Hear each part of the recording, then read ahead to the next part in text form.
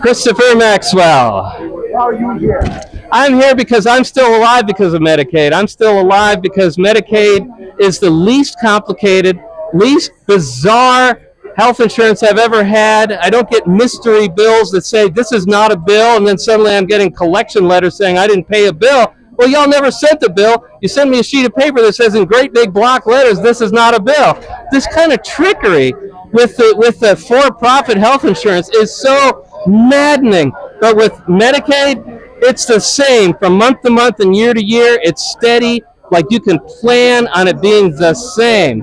Whereas with private insurance, who knows what's coming next? You know, it's just Medicaid is understandable, it's simple, it keeps me alive so that I can be here to bring radio to people, so that I can, you know, I don't have a lot of stamina and energy left, but I can do 2 or 3 hours and then I got to go nap it off. So I'm not employable in the normal sense, but since I have enough knowledge and community connections, I can still be here for the community in a limited fashion. And I wouldn't. If it weren't for Medicaid, I would not be here. I would not be here building radio, building community, helping with like food distribution. I've got a plan based on European open source technology to actually make oil from the air using the sun.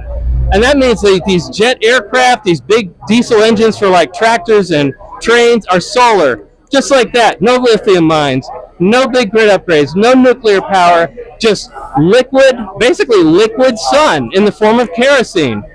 We can do this. Humanity now has the ability to do this. I'm going to build a pilot plant here as the last big project for this carcass before the cancer takes me off into the void. Say a little louder. What are my thoughts on cutting Medicaid? That's cutting the whole point of having a civilization. Margaret Mead, I believe it was asked at one point, what's your first sign of civilization in the archaeological records? And it was a healed femur, a big leg bone. Because that means that a human being was cared for by other human beings long enough for their leg to heal and become part of that, whatever you want to call it, village, tribe, whatever it was, 200,000, whatever number of thousands years ago that was. And now we got Musk saying that empathy is the problem.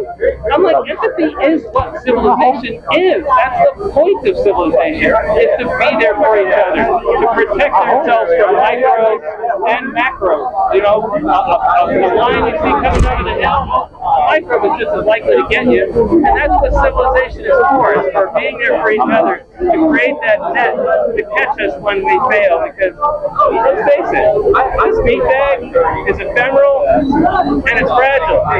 We don't have claws, I don't have a sail, I don't have big fangs, I don't have any of the things like a big predator would have. We have a mind, we have a mouth, we're able to write writing.